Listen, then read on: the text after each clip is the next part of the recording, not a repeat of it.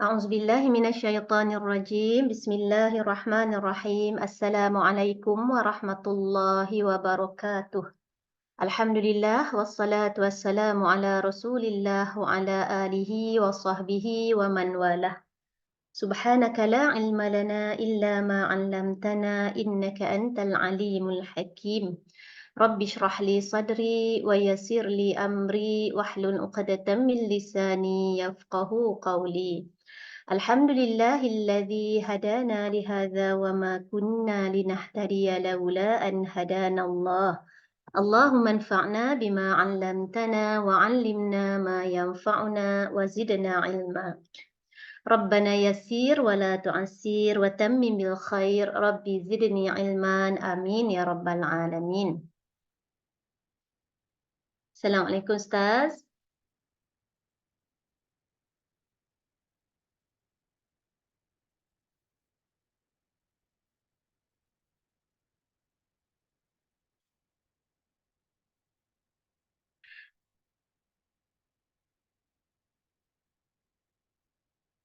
Ustaz baru sampai office ke apa ni? Ya, salam Kak. Sampai office ke Ustaz? Ya, Baru sampai office ke apa tak? tak saya bercuti Oh, baru. Ustaz. Okey, Kak Izzah dah buka majlis. Hari ini kita sambung bab yang sambungan untuk hadis yang sama juga kan Ustaz? Kewajipan solat berjemaah 49. Tapi hari ini kita masuk muka surat 12 kan Ustaz? Kita muka surat 11 lagi. Kita Ustaz kata nak sambung bab solat isyak dan solat subuh berjemaah. Sekejap Sekejap berapa dah? Itu kita sampai perenggan pertama muka surat 11 tu.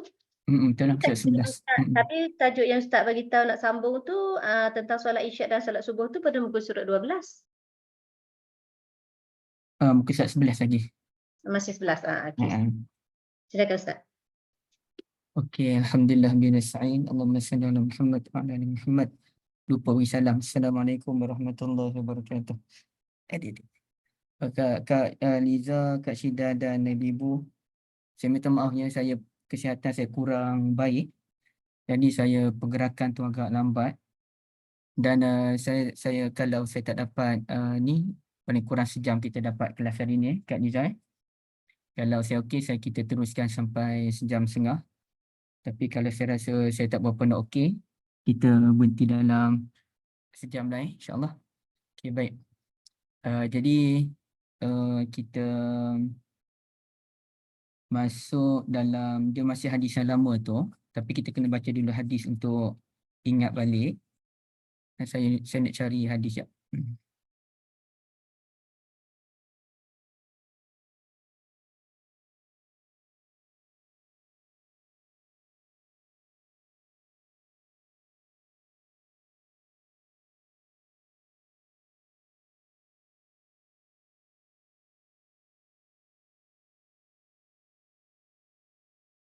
Okey ni. Bab wujubi solatin jamaah. Okey, ini hadis yang kita bincangkan lepas. Kita baca dulu hadis, kemudiannya kita baru masuk muka surat 11. An Abi Hurairah radhiyallahu an Abi Hurairah bin Ummihi radhiyallahu anhuma anna Rasulullah sallallahu alaihi wasallam qala falladhi nafsi biyadihi laqad hamamtu an amura bihatabin fayuhtaba. Demi jiwaku di tangannya Allah Azza wa Jalla, saya benar-benar berkeinginan untuk memerintahkan agar dikumpulkan kayu api dengan tujuan untuk kumpul kayu api. Summa amura bis-salah, kemudian saya nak perintahkan orang untuk salat. Fayu'azzana laha, diazankan. Summa amura rajulan. Summa amura rajulan, kemudian saya akan memerintahkan seseorang. Faya umman nas.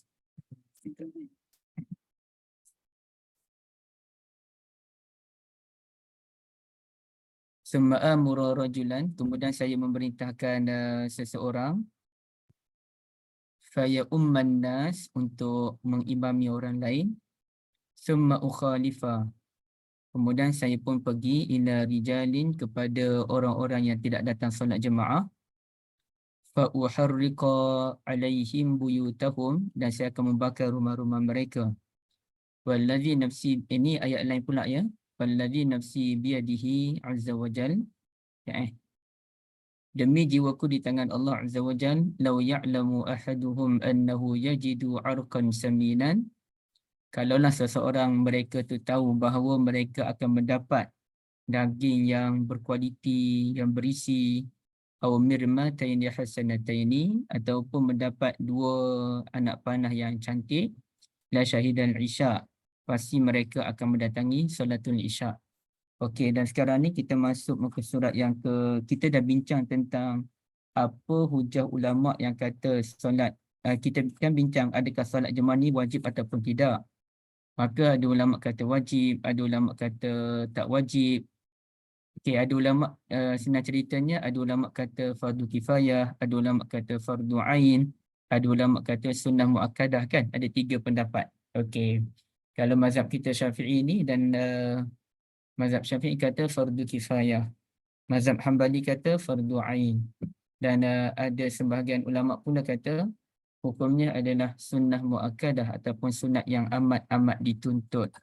Okey, sekarang ni kita terus ke depan. Tapi sekejap saya nak cari dia punya hadis sekejap. Kat mana sini? Laisa solatun asqal. Okey, dan saya dah terangkan apa dia punya pendapat Ibn Hajar Al-Asqalani. Okay, Ibn Hajar kata yang pendapat yang paling tepatlah bagi dia adalah hadis ini sebenarnya memang sembang tentang orang munafik. Jadi Ibn Hajar ni dia nak pergi ke arah hukum salat jemaah ni tidaklah fardu ain. Dia mungkin antara fardu kifayah ataupun sunnah muakkadah. Kerana yang Nabi nak bakar rumah tu bukanlah Nabi nak bakar rumah orang sewenang-wenangnya. Nabi nak membakar rumah orang munafik. Cuma disebut kan, wallazi yazharu li anal haditha warada fil munafiqin. Buku ibu tu muka surat 10 yang baris bawah sekali tu, perenggan akhir sekali. Yang jelasnya menurut saya hadis ini berbicara tentang orang munafik. Cuma Ibn Hajar dia nak sebut munafik yang dimaksudkan di sini bukannya nifaqul kufri, ini kita bincang lepas, tapi kita ulang balik yang ni. Tapi bagi beliau ia merujuk kepada orang Islam yang ada perangai munafik. Kerana macam Abdullah bin Ubay dan sebagainya tu, mereka orang memang munafik kufur. Abdullah bin Ubay munafik kufur. Mereka memang tidak beriman tu kepada Allah Azza wa Jal. Tapi yang hadis ni dia merujuk kepada orang mukmin, tapi dia ada perangai munafik yang mana tidak datang solat isyak dan juga solat subuh berjemaah. Macam saya pun semalam tak gina solat subuh jemaah 2 hari dah, 3 hari dah tak pergi solat subuh ni. Solat isyak pun tak pergi semalam. Tapi atas ada faktor tu cerita lain lah. Tapi kalau kita sengaja, kita bermalas-malas, itu dia ada perangai nifaq kat di situ. Okey, baik.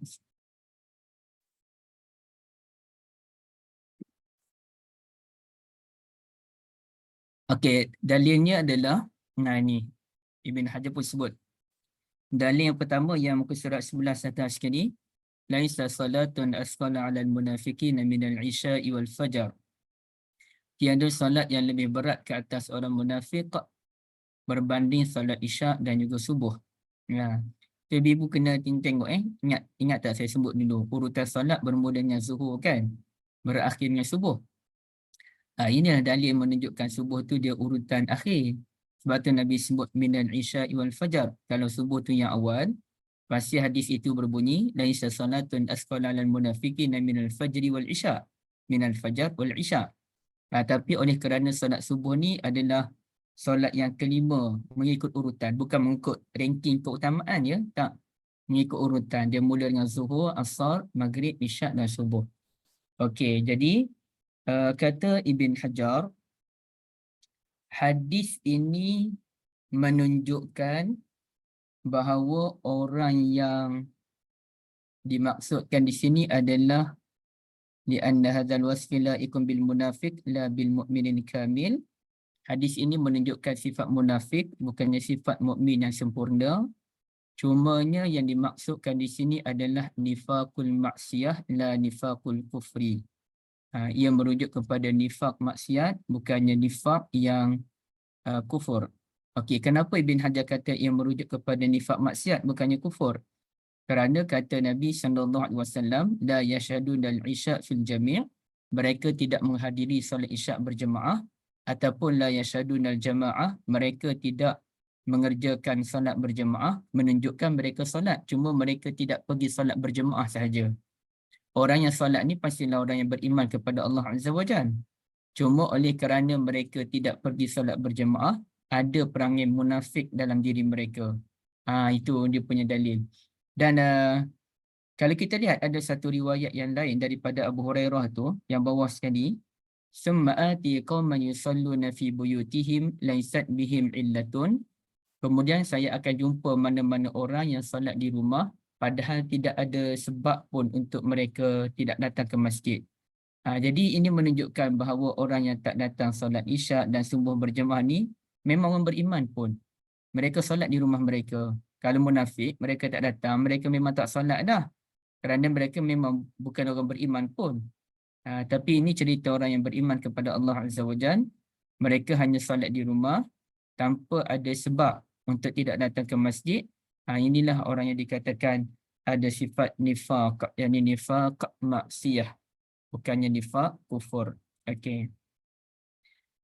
Dan kemudiannya ibu-ibu sekalian, kalau kita tengok lagi dalam hadis yang berikutnya, okey, muka surat 12 yang peringkat kedua tu, laula ma fil buyuti minan nisa'i waz-zurriyyah. Kalaulah bukan kerana dalam rumah-rumah mereka tu adanya kaum wanita dan juga zuriat-zuriat ataupun anak-anak, pastilah Nabi SAW akan membakar rumah mereka.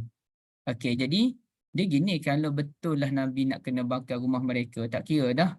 Nabi akan bakar je lah, keluarkan semua orang, bakar rumah. Bukan Nabi yang bakar orang ni.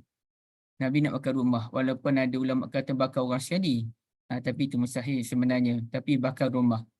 Jadi kalaulah mereka memang itu hukuman untuk orang kafir, munafik kafir, pasti Nabi buat. Okey, tapi sekarang ni oleh kerana mereka ni bukanlah orang yang kafir pun, mereka orang beriman. Dan isteri mereka pun beriman, anak-anak mereka pun beriman. Oleh itu, Nabi SAW tidak membakar rumah mereka.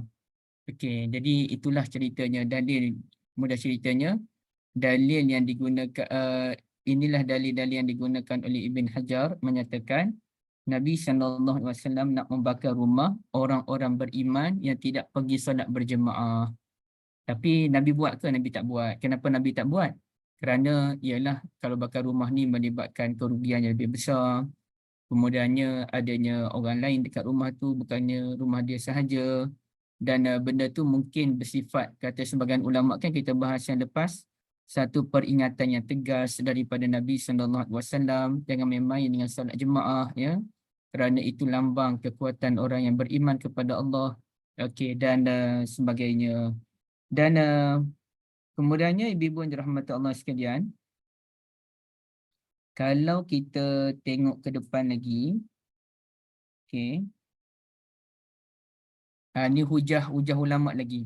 Hujah ulama yang nak kata bahawasanya hadis Nabi ni, hujah ulama yang kata solat jemaah bukan wajib.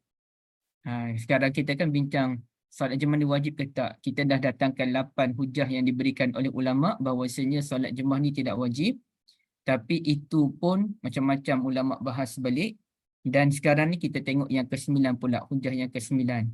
Wa minha wa huwa tasi'uha. Okey, ini merupakan hujah yang ke-9 dibawakan oleh ulama yang kata solat itu tidak wajib. Okey. Anna fardhu, itu muka surat yang 13 tu, ke-9. Anna fardhiyatal jama'ah kanat fi awalil Islam li ajli saddi babi takhallufi 'anis salati 'alal munafiqin. Summa nusikha.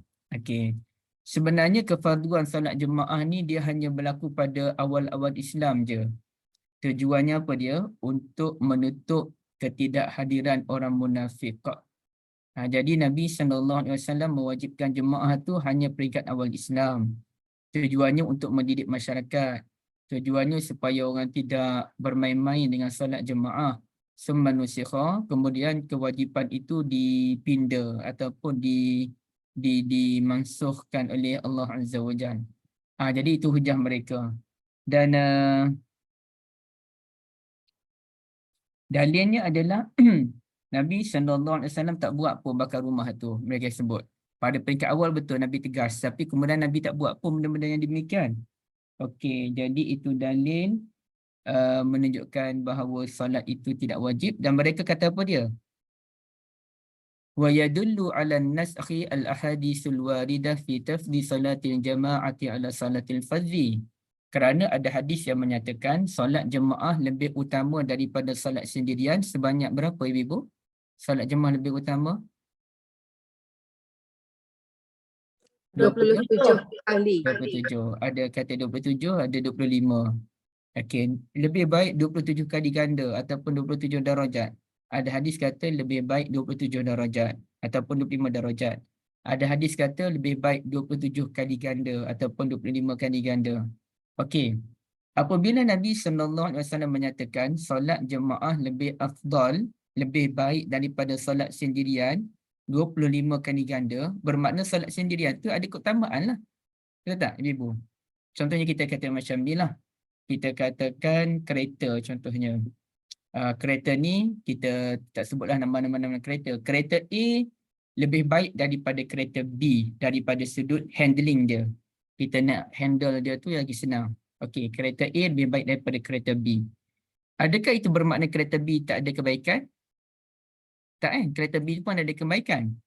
Contohnya hari tu saya nak tukar tayar kereta saya, dia pun kata ni ada 4 cadangan, kereta ni, tayar ni, dan ada comparison antara, dia kata, dia ceritalah, saya nak dengar apa dia cerita. Antara tayar Goodyear dengan tayar satu lagi, tayar Conti ke apa nama dia. Okey, saya pun tanya dia lah apa perbezaan antara dua tayar ni. Dia kata tayar yang Goodyear ni dia lebih baik daripada sudut pengawalan. Bila kita buat kereta tu sedap sikit kita kontrol tayar dia tu. Okey. Kalau yang ni dia lebih baik daripada sudut smooth. Ataupun daripada sudut kita apa dia tak bising. Dia tak bising, dia diam je. Dia tak berapa bising berbanding Goodyear, tapi Goodyear lebih bagus daripada sudut kita nak handle dia. Okey. Apabila tayar Goodyear lebih baik daripada sudut kita nak kawal di jalan, adakah tayar satu lagi tak bagus? Bagus tak? Apabila tayar satu lagi dia bagus daripada sudut kesenyapan dia, adakah bermakna tayar Goodyear tak bagus? Bagus juga. Cuma yang awal tu lebih bagus je. Apabila solat berjemaah lebih bagus daripada solat sendirian, adakah solat sendirian tu tak bagus? Bagus juga. Dan ada kelebihan dia. Bila solat ni tetap ada kelebihan. Cuma bila dibandingkan dengan solat jemaah, tak boleh lawan lah, solat jemaah lebih baik. Apabila Nabi SAW mengiktiraf solat sendirian pun ada kebaikan, ini menunjukkan solat sendirian itu boleh dibuat. Bila Nabi sebut solat jemaah lebih baik daripada solat sendirian, bermakna solat sendirian pun ada kebaikan. Dan bermakna solat sendirian boleh dibuat. Okey, itu maksudnya. Kalaulah benda tu tak ada kebaikan langsung, Nabi tak akan sebut lebih baik. Okey, nampak boleh jelas ke Kak Niza, Kak Syida? Okey, baik. Itu yang ke-9. Ada juga yang ke-10, dalil yang ke-10 muka surat 14 tu, wa minha wa huwa ashiruha annal murada bis salas al-jumu'ah la baqiyas salawat. Ada ulama kata sebenarnya solat yang Nabi kata Nabi nak bakar rumah orang tak pergi solat jemaah tu, dia merujuk kepada solat Jumaat, bukannya solat yang lain ni.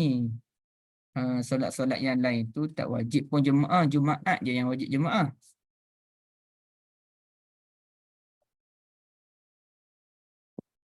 Tapi hadis ini pun telah dikritik juga. Pendapat ini pun telah dikritik. Walaupun antara yang berpegang dengan pendapat ini Al-Qurtubi, Abul Abbas Al-Qurtubi, pengarang kitab Al-Mufhim. Tapi sebabnya memang ada terang-terangan dah Nabi sebut. Kalau mereka tak datang solat isyak dan subuh berjemaah. Jadi kenapa pula tiba-tiba pergi pusing dengan solat Jumaat pula? Jadi dalil itu tidak kuat. Ya. Okey, jadi kesimpulannya ibu-ibu yang dirahmati Allah sekalian, kita buat kesimpulan untuk perbahasan ini. Ada ulama kata solat jemaah ni fardu ain. Semua orang wajib solat jemaah. Yang ni orang lelaki lah. Ya. Dan yang kedua, ada yang kata solat jemaah ni dia tidak wajib. Hukumnya fardu kifayah. Okey. Maknanya kalau dah ada orang buat, Alhamdulillah. Dan kita dah terangkan. Yang pentingnya masjid mukim tu, surau-surau tu tak apa. Masjid mukim tu yang wajib hidup. Dan yang ketiganya adalah ada ulama kata hukum salat jemaah adalah sunat muakkadah. Dan yang kita bincangkan adalah orang-orang yang menyatakan solat jemaah ni tak wajib, mereka telah mendatangkan 10 hujah untuk menyatakan solat jemaah tidak wajib. Dan boleh dikatakan semua hujah itu dibalas oleh ulama. Yang mungkin kalau ulama tak balas pun, yang soal tadi, solat jemaah lebih afdal daripada solat sendirian, 27 atau 25 kali ganda. Yang tu tidak ada pula penghujahan balas oleh ulama yang lain, ya. Okey.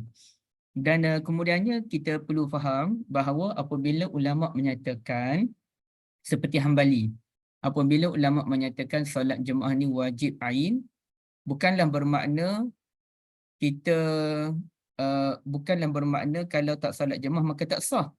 Sebab ada pandangan keempat yang menyatakan solat jemaah ni syarat sah solat. Kalau kita tak solat, maka solat kita batal. Itu kata Daud Az-Zahiri. Tapi pendapat itu pendapat yang agak keras. Yang sebetulnya adalah solat jemaah tu dia wajib, tapi bukan syarat sah solat.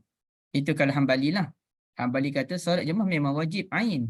Tapi tidaklah bila kita solat sendirian maka solat kita tidak sah. Sah juga. Cuma kita telah melakukan dosa sekiranya kita meninggalkan solat jemaah dengan sengaja. Dan mereka menjelaskan sekiranya kita meninggalkan solat jemaah kerana sebab itu dibenarkan. Contoh sebab yang kita ada sebut sikit sebelum ni, contohnya takut nak pergi masjid kerana ada halangan, kemudiannya rumah tu tak ada orang untuk solat dengan kita, ataupun kerana kita musafir, ataupun kerana kita terlampau penat. Jadi ada sebab-sebab yang boleh membolehkan kita meninggalkan solat jemaah, termasuklah kalau bertembung buka puasa dengan solat maghrib. Kadang-kadang ada orang tu dia kelaparan dah, dia kali terakhir dia makan pukul 8 malam. 8 malam itulah kali terakhir dia makan. Kemudiannya dia solat tarawih bagai, ataupun dia bukan solat tarawih lah, dia puasa sunat. Dia terlupa nak bangun bersahur. Ya?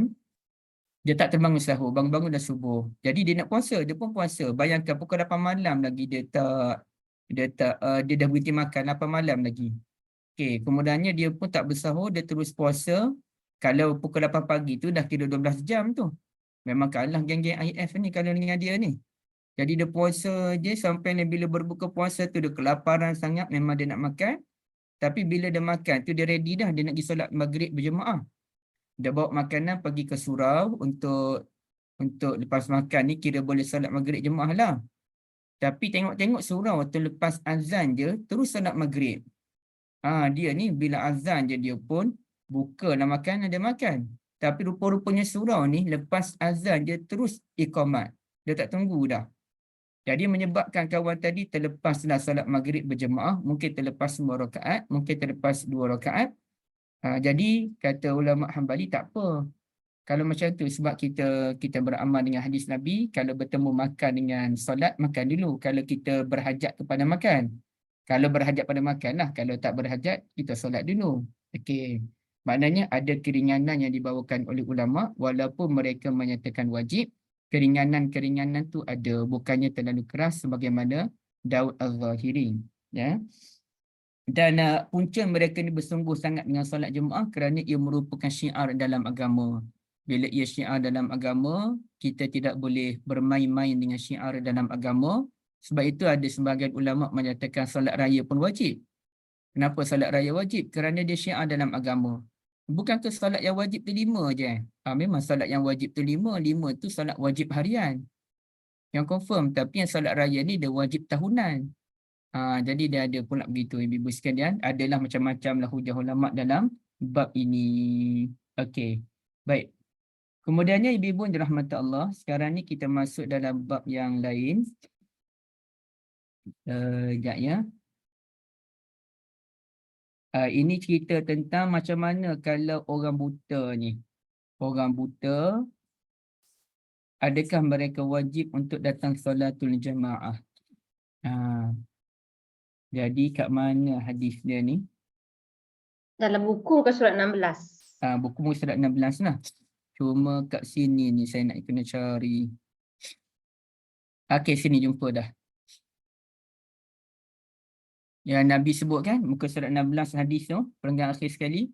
Rasulullah SAW ni, dia tengok orang yang datang solat isyak, lepas tu dia pun katalah nak bakar rumah tadi kan. Siapa yang tak datang solat isyak. Faqama ibn Ummi Maktum. Maka bangunlah Abdullah bin Ummi Maktum. Dia pun kata, ya Rasulullah, qad alimta ma bi. Rasulullah, tuan pun tahu saya ni macam mana. Buta lah. Walaysa li qaidun. Saya pula tak ada orang nak bawa saya pergi masjid. Wa anna baini wa bainal masjidi syajaran wa nakhlan. Sedangkan antara rumah saya ke masjid tu ada pokok-pokok, ada pokok-pokok kurma. Wala aqdiru ala qaidin kulla sa'ah. Maknanya bila ada pokok tu payahlah dia berjalan sebab ada halangan-halangan. Saya pula tak mampu nak cari orang yang bawa saya pergi ke masjid setiap masa. Jadi ceritanya boleh ke kalau saya tak pergi solat jemaah? Sebab Nabi nak bakar rumah ni. Qala sallallahu alaihi wasallam atasma'u liqamah. Nabi pun tanya, kamu dengar ke iqamah? Okey.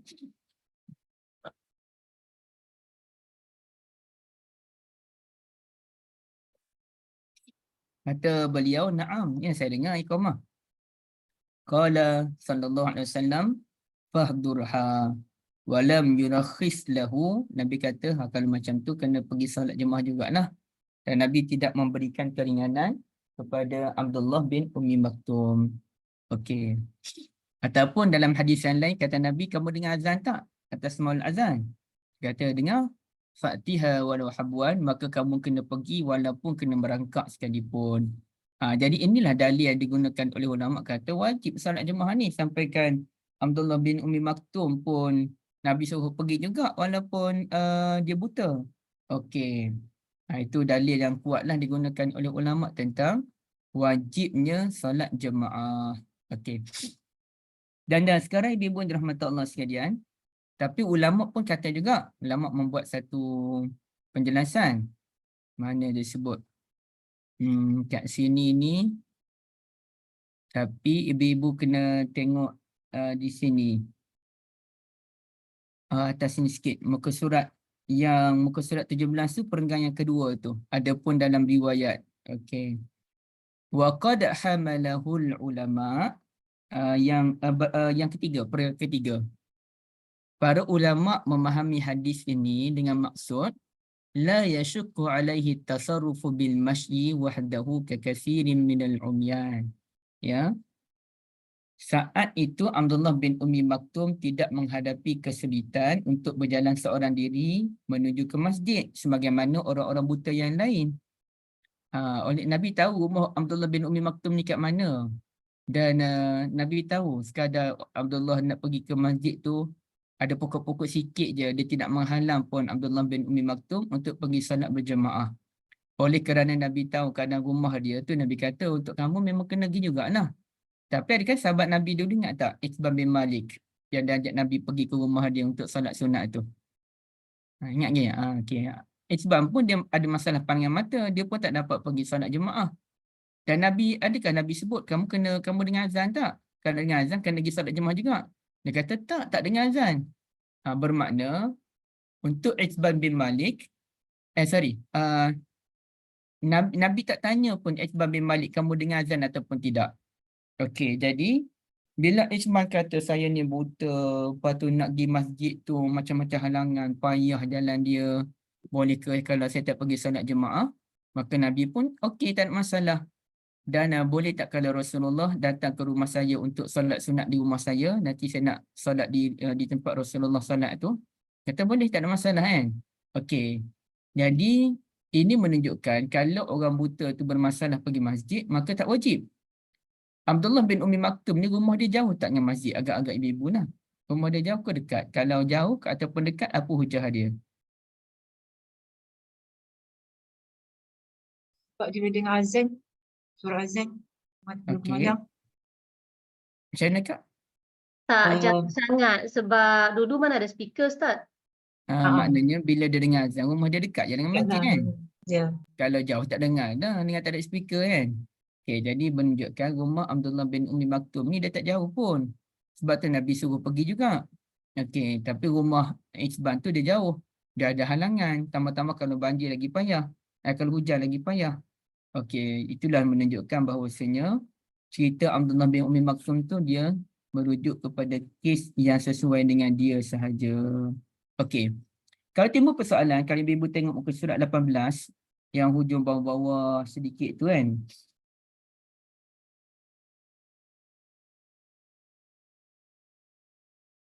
Sekejap ya.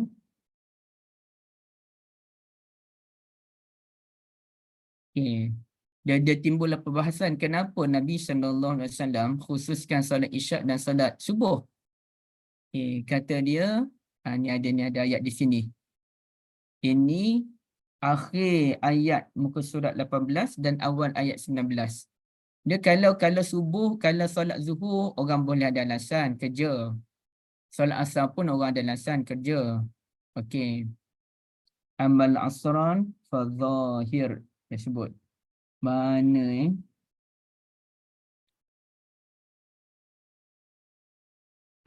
Ibu-ibu nampak tak? Kalau muka surat 18 tu, cuba kira. 3, 4, 5, 6, 7. 7 dari bawah. Muka surat 18 tu, 7 dari bawah. Okay, jumpa tak perkataan? Adapun waktu zuhur dan asar. Dia sebut gitu. Adapun waktu zuhur dan asar. Dia waktu orang kerja, amal asran, dan kedua-dua tu dinamakan asran. Bila sebut asran tu zuhur dan asar lah. Amal asran fazahir, adapun salat zuhur dengan asar ni orang kerja, orang ada alasan tak datang masjid. Okey. Wa amal maghribu fali'anna fil ghalib waqt ar-ruju' ila al-baiti wal akli wala siyama lis-sha'im ma'a mudiyyi waqtiha. Maghrib pun orang ada alasan lagi sebab masa tu orang baru balik rumah, orang tengah makan, tambah-tambah orang yang berbuka puasa, ada alasan lagi. Tapi kalau solat isyak dengan subuh ni tak ada alasan, dia kata. Ya. Orang yang tak pergi solat subuh dengan isyak berjemaah ni adalah orang yang malas saja, kata Ibn Hajar. Jadi tak ada alasan untuk meninggalkan dua solat ini. Maghrib kau ada alasan lagi. Okey. Ada alasan lah, bukan kata boleh tinggal. Kau orang ada alasan, itu maksudnya ya. Itulah dalil kenapa disebutkan solat subuh dengan isyak semata-mata. Okey. Kemudiannya kita pun nak tengok yang last sekali. Bawah tu, ibu-ibu tolong buka terus muka surat yang ke mana ya?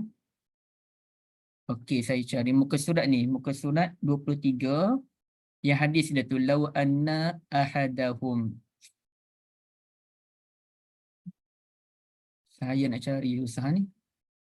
Ni. Jumpa tak? Hadis law anna ahadahum idza syahida salata. Okey, kan kalau kita tengok balik hadis Nabi tu yang awal tu, demi Allah yang jiwaku berada di tangannya, sekiranya seseorang itu tahu dia akan mendapat daging yang gemuk, yang berisi, dan dia dapat dua anak panah yang bagus, nescaya dia datang solat isyak berjemaah. Inilah hadisnya yang menerangkan perkara itu. Lau anna ahadahum idza syahida salah ma'i kana lahu azmun min syatin saminatin aw sahman la fa'ala. Seandainya salah seorang daripada mereka apabila solat bersamaku dapat tulang kambing gemuk, bahagian tulang tu, isi kambing tu, ataupun dua anak panah, pasti dia akan melakukannya. Artinya cerita ni, ada orang ni dia lebih kepada pergi tu ada sebab. Ada sebab iaitu nak dapat keuntungan. Kalau bagi ni mesti orang berebut nak datang. Itu dia. Dan cuba tengok yang last sekali tu. Muka surat 24 atas last sekali tu. Sebelum masuk dalam beberapa hikmah. Okey. Mana dia sebut? Wa fihi laisyarah wa innama wasafa. Ni sekian-sekian ni sampailah ke sini ni. Yang atas sekali muka surat 24. Hadis ini mengisyaratkan tercelanya orang-orang yang tidak melaksanakan salat berjemaah. Baginda sallallahu alaihi wasallam menyebut mereka sebagai orang-orang yang terlalu berkeinginan mendapatkan sesuatu yang hina seperti makanan dan permainan, tetapi mengabaikan sesuatu yang menaikkan darjat mereka di sisi Allah. Artinya Nabi marah. Apalah cerita ni, kita ni terlalu berkeinginankan harta benda. Jadi kalau bagi harta je, bagi duit je, sibuk nak datang. Kalau tak bagi, tak ada pun nak datang. Itulah yang Nabi sebut tu. Kalau mereka tahu mereka dapat hadiah, bila datang ni mereka pasti akan datang. Okey, baik. Itulah ceritanya, dan sekarang kita masuk dalam bab beberapa hikmah ataupun pengajaran daripada hadis ini. Surat 23 tadi Ustaz. Dia bukan 24. surat hadis tu bukan surat 22, dia punya yang hadis tentang mengisyaratkan tercelanya orang-orang yang tidak melaksanakan solat tu bukan surat 23. Tadi Ustaz sebut 24 Buku saya 24 ke atas sekali? Baik. Macam mana buku kami 23? Kak Syida bukan surat apa sini? Yang hikmah tu 24. Yang saya sebut hadis tu Yang bukan surat 24 tu dah nombor 3, hikmah yang ketiga dah. Buku akak lain ke kak? Tak Cuba tahu lah. akak tunjuk Ini buku bukan akak. nombor surat apa sini? saya punya 23. 23, kami 23 Ustaz. 23 perenggan ketiga. 23 penggal ketiga. Saya 24. 23 pendengar ketiga tu hadis ini mengisyaratkan tercelanya orang-orang yang tidak melaksanakan solat Okey, berjemaah. yang hadis ini mengisyaratkan muka surat berapa? 24. Muka surat 23. Okey, 24. lain lah. Tak apalah, buku akak tu lain sikit. Kenapa kita Walaupun lain-lain? penerbit, walaupun lain-lain. penerbitnya sama. Saya sama Kak Syida. Sama saya. Syah sama Kak Syida Okey, tak apa. Dia penerbitnya sama, tapi dia ada perbezaan sikit. Biasalah tu, mungkin dari kemas kini kot. Tercari-cari bila Ustaz sebut tu buka tu. Dah jumpa dah jalan kebenarannya kak. Okey, jadi kita terus kepada hikmah lah. Tak kira lah muka surat 23 ke 24 ke. Macam buku saya tu 24. Okey. Jadi beberapa hikmah daripada hadis ini apa dia? Taqdimul wa'idi wa tahdidi 'alal 'uqubah. Hadis ini mengajar kita kena ancam dulu sebelum kita terus mengenakan tindakan. Ini kita kata warning tu dah ada first warning dan sekali last warning kan. Last warning kalau buat lagi siap. Okay, jadi Nabi SAW nak ajar kita apa-apa pun jangan terus kita nak denda orang. Kita ada dia punya step by step dia. Okey, itu satu. Cara nak tegur orang, cara nak nasihat orang tu. Okey. Yang kedua adalah wa fihi jawazul 'uqubati bil mal. Ini menunjukkan harus kita mengenakan denda dengan harta. Itu yang sama-sama apa tu kan. Okay, kalau buat kesalahan ini kena saman 300 ke, kena saman. Kalau parking tak bayar parking kena saman kan. Kalau bayar hari itu terus samannya RM10. Kalau bayar lambat maka saman itu berganda naik kan. Okey, sampai boleh jadi RM100. Tengoklah. Jadi menunjukkan boleh kita denda orang dengan harta kerana Nabi SAW nak bakar rumah orang. Okey, itu hikmah yang kedua daripada hadis ini. Tapi ada sebahagian ulama dia tak berkenan kita denda dengan harta ni kerana harta ni benda yang penting bagi orang. Kalau boleh selagi mana boleh kita janganlah denda orang dengan harta. Itu pendapat sebahagian ulama.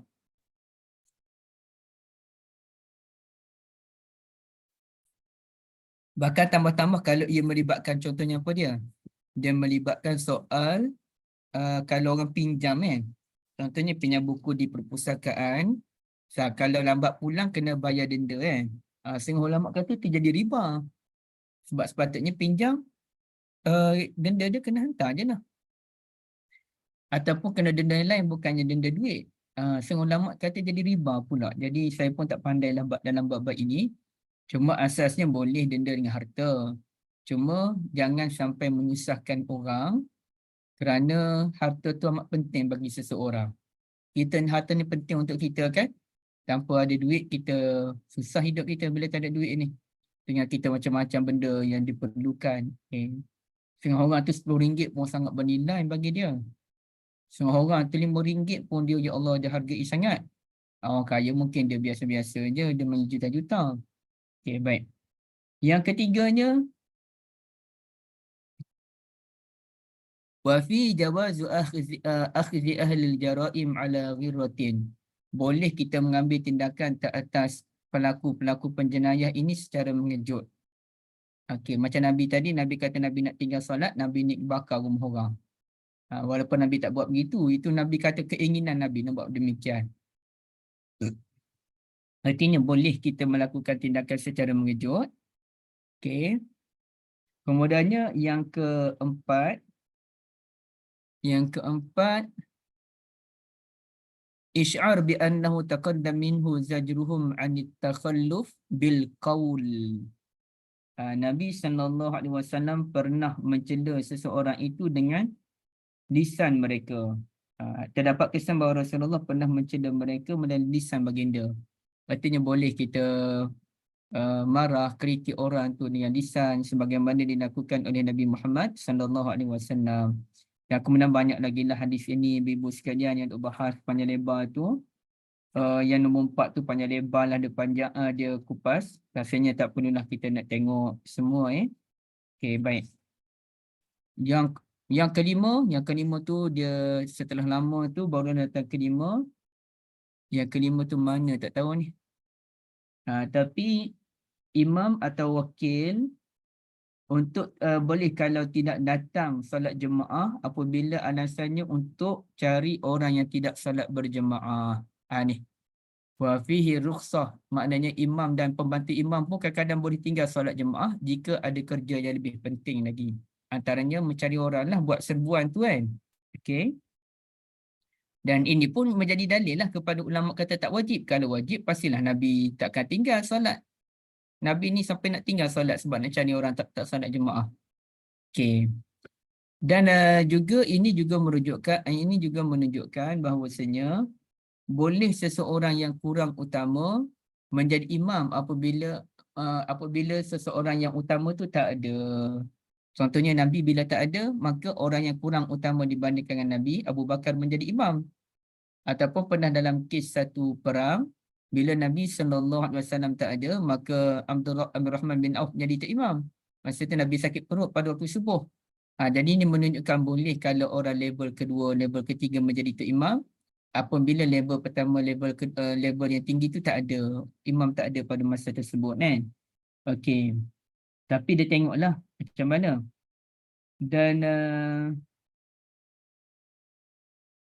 yang ke-8, ini dalil menunjukkan bahawasanya, kata Ibnul Arabi Al-Maliki, boleh kita menghapuskan tempat-tempat maksiat. Sebagaimana Nabi SAW nak membakar rumah orang tu, maka boleh kalau kita memusnahkan tempat-tempat maksiat. Sebagaimana kata Imam Malik. Tapi apapun, ia pun tetap bergantung kepada keadaan. Kalau kita musnahkan tempat maksiat tu, menimbulkan kesan yang lebih tak baik, maka tak boleh. Contoh kita nak bakar kelab malam terus. Tak boleh lah. Sebab ia boleh menimbulkan kerosakan lebih besar. Jadi dia walaupun kerajaan sekalipun, dia kena ada pertimbang banyak lagi. Dia bukannya memusnahkan, tapi memikirkan apa cara yang terbaik untuk menyekat perkara tersebut kan. Bukan kerjanya, okey kita bakar, kita rosakkan sebagainya, tak boleh. Banyak lagi pertimbangan yang perlu kita buat dalam dunia dakwah dan tarbiyah ini kan. Okey, baik. Itulah perbincangan untuk hadis pertama kan dalam buku ni kan. Okey, agak panjang hadis yang pertama dalam buku ni. Okay, sekarang ni sebelum kita masuk hadis yang kedua, ibu-ibu sekalian, ada sebarang persoalan boleh kita bincang?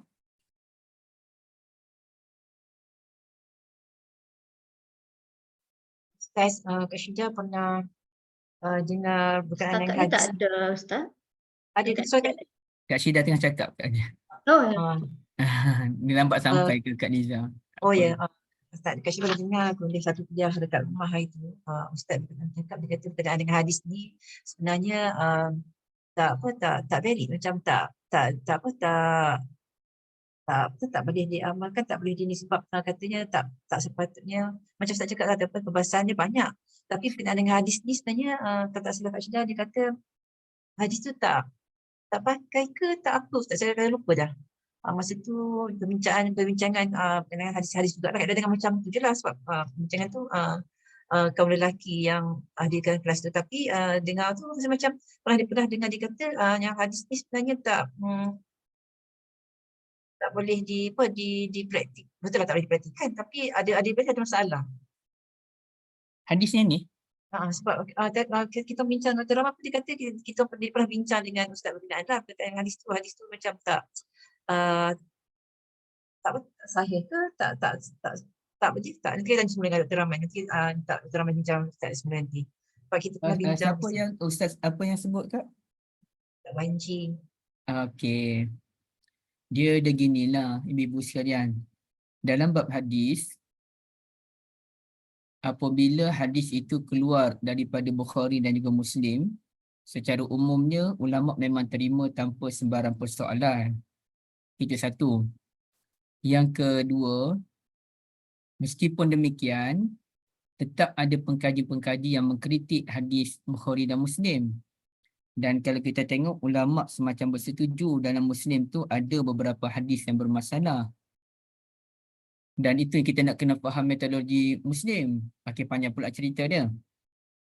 Yang ketiganya, memang ada sedikit pengkaji yang mengkritik hadis riwayat Bukhari. Okey, apabila hadis itu dilihat macam tak logik, mereka pun ada hujah-hujah mereka kritik. Memang ada pun. Contohnya, hadis tentang kelebihan berpuasa di hari Arafah kan. Okay, bila puasa pada hari Arafah diampunkan dosa yang lepas tahun, dosa yang akan datang setahun. Jadi logik ke dengan puasa sehari boleh dihapuskan dosa sebegitu banyak? Jadi itulah dalil digunakan oleh pengkaji hadis ini untuk menolak hadis tersebut. Okey. Tapi bagi ulama yang menerima hadis tersebut, mereka terima je. Allah Ta'ala boleh memberikan pahala yang banyak kepada kita dan boleh menghapuskan dosa yang banyak. Tapi dia ada pengkhususan dia. Dosa ni dan pahala ni dia ada dosa yang berat, dia ada dosa yang ringan. Dia ada pahala yang berat, dia ada pahala yang ringan. Allah Ta'ala boleh bagi pahala yang banyak yang ringan kepada kita. Tapi pastilah pahala yang berat tu sukar untuk kita capai. Okey. Sama juga mereka mempertikaikan hadis tentang siapa yang solat subuh berjemaah, kemudian zikir pada Allah, kemudiannya sampailah matahari terbit, kemudian mereka solat 2 rakaat kan, dapat pahala haji dan umrah secara sempurna tu, pula mempertikai takkanlah buat demikian pun dapat pahala haji dan umrah secara sempurna. Sedangkan kalau nak kira banyak lagi amalan lain lebih kualiti, contohnya solat tahajud 8 rakaat. Itu lagi kualiti. Ataupun kalau orang, ialah kalau tadi dia solat, kalau kita kata solat tahajud dan dicampur dengan solat subuh berjemaah. Solat tahajud dan solat subuh berjemaah. Itu lagi tinggi kualiti. Okey. Ataupun banyak lagi lah amalan-amalan yang lain. Jadi sebenarnya dia ada memang ada perbahasan ulama tentang perkara ini. Maka mudah ceritanya Kak Syida dan ibu-ibu sekalian, secara umumnya ulama sebagaimana di Bukhari dan Muslim dan yang lain-lain pun kalau kuat, ulama terima je. Dengan konsep memberikan semangat dan juga memberikan ancaman. Okey. Tapi kalau pengkaji menolak, kalaulah ada pengkaji yang menolak hadis-hadis daripada Bukhari, Muslim dan lain-lain tu, kerana kajian dia, maka tidak ada masalah kerana mereka adalah pengkaji. Bila mereka pengkaji, mereka tidak boleh dilabelkan sebagai seorang liberal. Tak boleh. Tak boleh kata liberal. Dia beza antara orang liberal dengan pengkaji yang menolak. Ada hadis yang sama ditolak oleh dua golongan ini. Maka kita katakan kalau pengkaji yang menolak, itu pandangan mereka berdasarkan kajian. Kita tak boleh kata apa. Tapi kalau yang tolak tu golongan liberal yang memang mengambil kesempatan, itu memang kita lawan lah. Kerana mereka, hujah mereka pasti tidak sama dengan hujah pengkaji. Sama betul lah Kak Isyah, sama juga hadis yang Dajjal tu. Memang ada ulama yang pertikaikan hadis satu mereka pertikai kewujudan hadis Imam Mahdi. Okey. Dan bila sebut hadis tentang Imam Mahdi ni, memang ada sebahagian ulama kata tak logik. Yang keduanya ada yang pertikai hadis Dajjal yang ditemui oleh Tamim Ad-Dari di pulau tu. Itu pun memang ada ulama yang pertikai, dan antara ulama yang pertikai adalah Syekh Muhammad bin Saleh Utsaimin. Padahal beliau ni ulama Saudi yang memang tak boleh lawan langsung buat Bukhari Muslim ni, tapi beliau pertikai. Okey. Dan guru saya pun mempertikaikan beberapa maklumat yang ada dalam hadis tersebut. Dia tak tolak hadis, cuma dia tolak maklumat sedikit daripada hadis itu. Ataupun dia mensyarahkan balik hadis tersebut dengan dimensi yang berbeza. Jadi kalau benda tu ditolak oleh pengkaji, tidak ada isu sebenarnya. Kita perlu berlapang dada. Tapi sebahagian besar ulama, macam hadis tadi, mereka terima. Mereka terima dengan ulasan yang kita sebutkan tadi. Dia mungkin lebih kepada satu ancaman, bukan Nabi buat betul pun. Realiti Nabi tak bakar pun orang. Realitinya Nabi tetap santun dalam dakwah baginda. Itu realitinya. Tapi ada masa Nabi keras. Nabi keras ni biasanya dengan sahabat. Nabi lembut dengan bukan yang sahabat, Nabi lembut kerana itu dakwah. Bukan keras, tegas. Jadi kita nak kena tengok daripada pelbagai sudut juga, Kak. Bukan senanglah untuk menilai semua benda tu secara mudah. Ustaz, bila Ustaz buka kelas kita kelas pagi ni, hujah-hujah dia tu rupanya apa yang disangkakan sebenarnya ada sandaran juga dari mengapa Rasulullah menggunakan hadis tu kan. Tak adalah kita, maksudnya Kak Syida pun ambil dua belah pihak lah dengarkan. Maksudnya ada hujah yang mengatakan mengapa Nabi nak bakar rumah tu, tetapi simbolik ke ataupun sebagai orang kata amaran sahaja ke apa semua kan. Jadi tak semestinya hadis tu keras tu untuk tak boleh dipakai langsung sebenarnya. Kita dah faham Ustaz. Sekarang kita dah faham dah apa. Alhamdulillah kita faham dah. Betul. Macam tu lah, Kak. Panjang. Dia sama juga dengan isu Quran. Saya pun ada satu impian untuk membuat satu kajian. Kita senaraikan dalam beberapa kisah para Nabi ini. Nah, kita nak nilai balik. Sebenarnya apa hujah yang paling tepat dalam bab ini. Contohnya kita katakan dalam bab Nabi Sulaiman AS tertinggal solat asar. Okay, sebenarnya macam mana? Kerana kebanyakan ulama memang kata Nabi Sulaiman AS tinggal solat asar. Okey. Tapi rupanya dia ada perbahasan dia. Ada yang kata Nabi Sulaiman tinggal solat asar. Ada yang kata Nabi Sulaiman hampir tertinggal, tapi tak tinggal lagi. Ada yang kata tak, Nabi Sulaiman tak tinggal pun solat asar. Nabi Sulaiman solat pada tepat, tak kata tinggal solat asar pun, kata sebagian ulama. Okey, jadi kita nak kena bahas benda tu secara lebih terperinci. Saya nak senaraikan cerita-cerita para Nabi ni. Okey, kita kemukakan hujah ni macam mana, tengok pada sudut bahasa.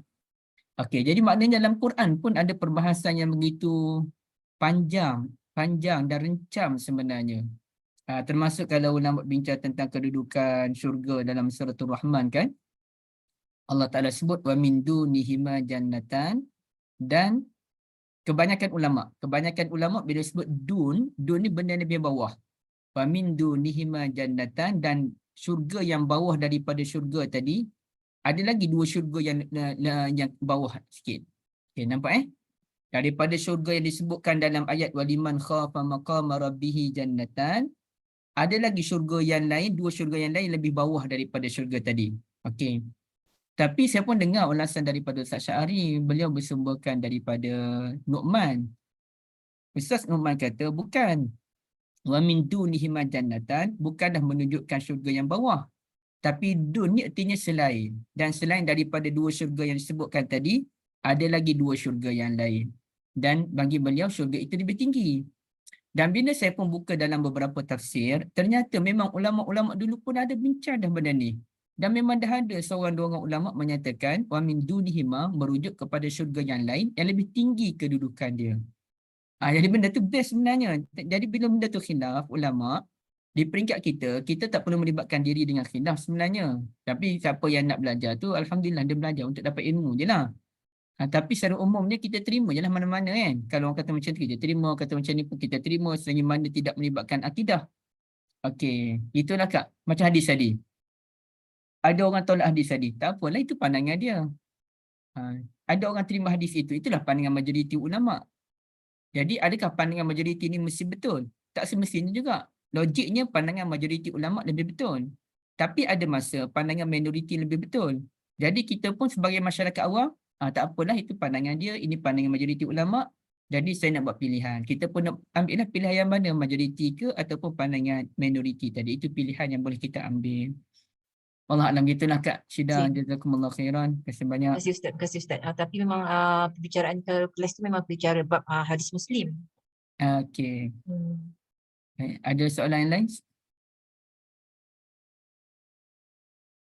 Okay, kalau tak ada, Kak Liza, Kak Syida, izinkan saya untuk buat penutup dan berhenti awal pada hari ini. Saya minta maaf ya atas sedikit masalah kesihatan. Dan ibu-ibu yang dirahmati Allah, nak cancel kelas tadi, tapi fikir balik datangnya lah. Dah cancel payah pula. Okey, dia punya ceritanya macam ni ibu-ibu yang dirahmati Allah. Bila kita masyarakat, ini benda yang saya pun biasa sebut, hadis ini bila dibincangkan kalangan ahli hadis, mereka mencari otentik hadis tersebut. Hadis ini sahih ke tak sahih? Siapa perawi dalam hadis ini? Ada lagi tak hadis-hadis lain yang tunjukkan perkara yang sama? Macam mana cara nak faham hadis ini daripada sudut pandangan ahli hadis? Okay, itu ahli hadis. Datang pula ahli fiqh pun bahas benda yang sama juga. Lain sikit tentang hukum hakam yang terbit daripada hadis ini. Tapi sebenarnya ibu-ibu yang dirahmati Allah sekalian, apa sebenarnya yang paling diperlukan oleh kita sebagai masyarakat ini? Yang perkara yang paling penting kita nak tahu adalah apa yang saya boleh dapat kebaikan daripada hadis ini dalam membina diri kita dan membina keluarga kita. Itu yang paling penting. Kita tak perlu pun nak belajar tentang perawi-perawi hadis, sanad hadis sebagai itu. Nak tahu sikit je kalau kita ni. Yang paling penting adalah kita nak belajar sesuatu daripada hadis tersebut dan kemudiannya kita dapat praktikkan dalam kehidupan kita. Dan inilah benda yang lag kalangan sebahagian ilmuwan. Sebahagian ilmuwan dia heret masyarakat ni ke arah perbincangan-perbincangan teknikal. Tapi akhirnya hadis Nabi langsung tidak berfungsi untuk membina masyarakat yang lebih baik lagi. Contohnya ibu sekalian ya, kalau kita katakan sekarang ni munculnya gejala-gejala pemikiran yang bukan-bukanlah tentang apa panggil apa, inilah saya minta maaf lah saya sebut macam hot daddy ke apa benda tu kan. Okey.